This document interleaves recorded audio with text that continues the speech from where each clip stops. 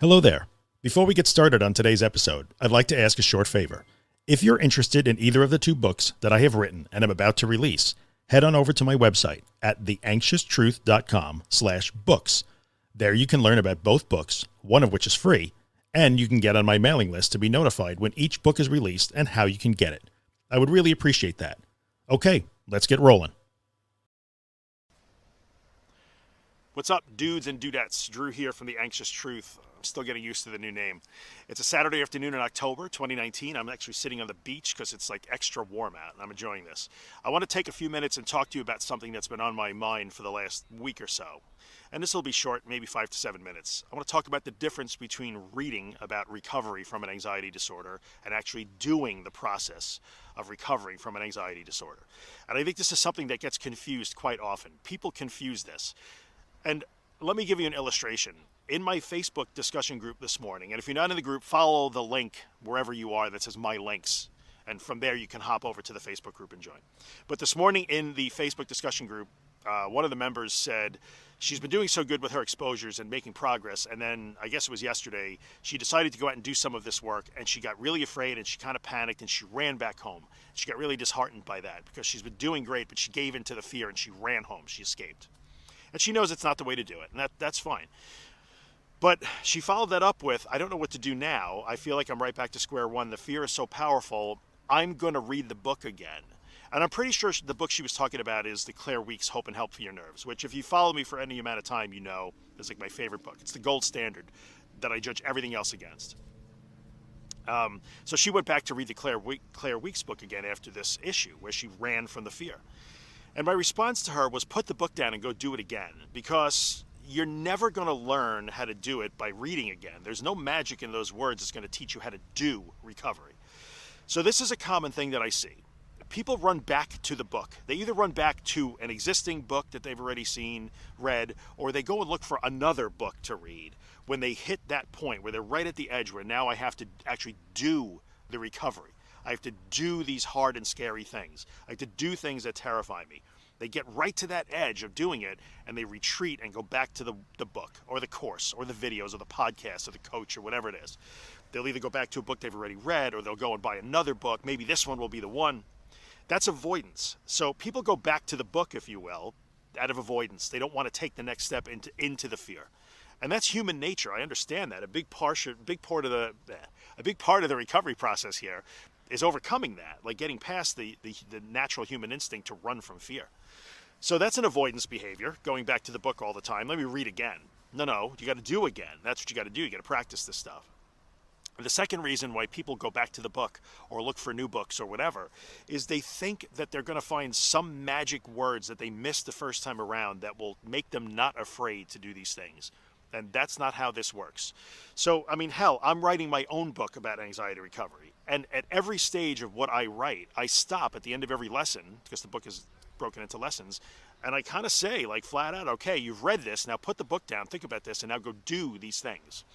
Because the book by itself, I don't care what book it is, my book, Claire Weeks, whatever book you love about anxiety, is never going to eliminate the fear of doing these scary things that we have to do to overcome an anxiety disorder. You cannot read, listen, watch, or talk your way out of being afraid. You can only act your way out of being afraid. It's not in the reading, it's in the doing. And that mechanism is this. I'll use health anxiety as an example because I often don't, so I will do that this time. In health anxiety, you are afraid. As soon as you feel something in your body, you assume the worst. This is some horrible thing that is going to kill you. And you Google, you check symptoms, you read, you're constantly scanning your body, you run to the doctor, you talk to people about it to seek reassurance. These are your safety behaviors to try and get you out of that. I'm afraid that I have this horrible disease, this is going to kill me, and I must seek safety and reassurance about this. And in health anxiety, the scary thing to do is to not do that. Stop checking, stop Googling, stop seeking reassurance, stop seeking safety, stop running to the doctor. That's the scary thing you have to do. You're basically surrendering to this horrible form of whatever disease you're afraid you might have at the moment. That's really scary. It's hard and scary to drop those safety behaviors and just let the fear come at you. In panic disorder and agoraphobia, it's a little bit different because you actually have to go and do things. So in health anxiety, you have to not do things. In panic disorder and agoraphobia, you have to do things. So if you have agoraphobia, you have to actually walk out your door. Maybe drive down the street, drive around the block, walk to pick up the kids from school, whatever it is. You have to do these things.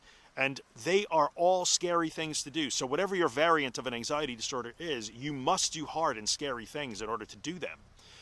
And a lot of people will run back to the books, the printed material, the lectures, or whatever it is, the videos, because they think that somehow if I read again, or I read something else, or I read from a new angle, or whatever it is, that I'll be okay. I'll be ready to do these things. You're never going to be ready to do the things until you do them. So the mechanism is you do the scary things, even though you are scared. That's the definition of courage. You act even though you are afraid. That's courage. Courage isn't not being afraid. Courage is being afraid but doing it anyway.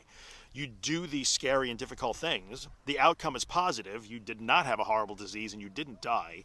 Or maybe you had a panic attack on the highway, but you didn't die. It was still okay.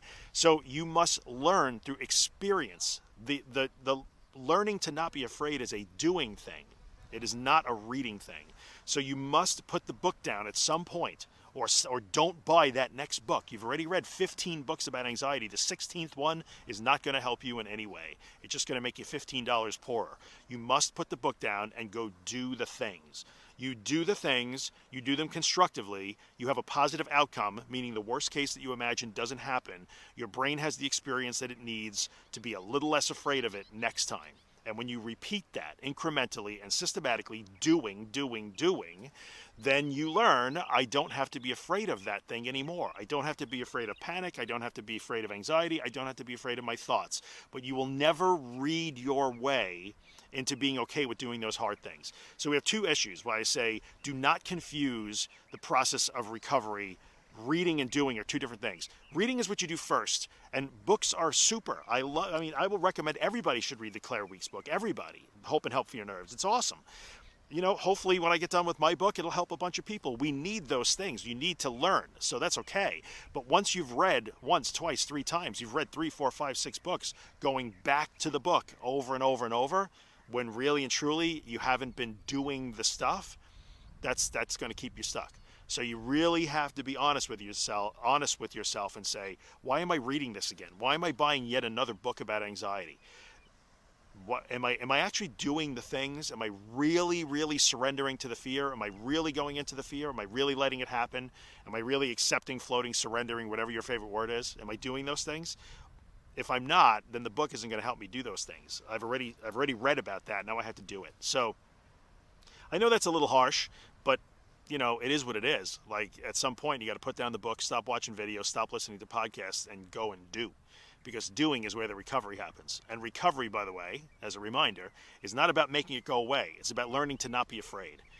Because you don't have to be afraid of these things, right? So I know they're scary, but you can learn that you don't have to be afraid of them. And then the scary goes away. And then when the fear goes away, then you are on the way to making it all go away. But first, you got to lose the fear.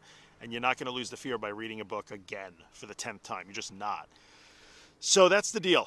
Thanks for hanging around. We're about 8 minutes. I'm going to end it. And of course, if there are any questions, wherever you happen to be watching or listening to this, there's always a link to all my social media, my websites and stuff. Go ahead and follow me, and you can ask me questions on whatever platform, Instagram, Facebook, whatever it is. I'm happy to hear them. Or if you're watching on YouTube, just leave questions in the comments here. I do my best to get back to them as quick as I can. I get a ton of comments, so I'm sometimes behind, even by a week or two sometimes, but I do my best to answer all of them. So if you have questions, or you think I'm crazy, or you want to tell me to shut up, or whatever it is, knock yourself out. I'm happy to hear from you either way. So thanks for coming by. I appreciate your time, and I'll see you in the next one. Later.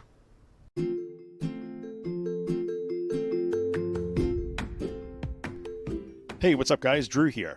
In the 5 years that I've done the podcast, I've never had a sponsor. But now it's time for me to put in a little plug for the day job, the business that I own. And that business is managed WordPress hosting. So if you have a website and it runs WordPress, and you'd like WordPress hosting that makes WordPress faster, more secure, and way easier than you ever imagined it would be, then check out Helix. You can find us online at iamhelix.com. That's IAMHELIX.com. We took a long time to build Helix. I'm super proud of it. It works spectacularly. We take really good care of our customers, and I promise we would take really good care of you too. So if you're in the market for WordPress hosting that will blow your mind, check out Helix. I would appreciate the consideration. I thank you for coming by and listening, and I'll see you the next time.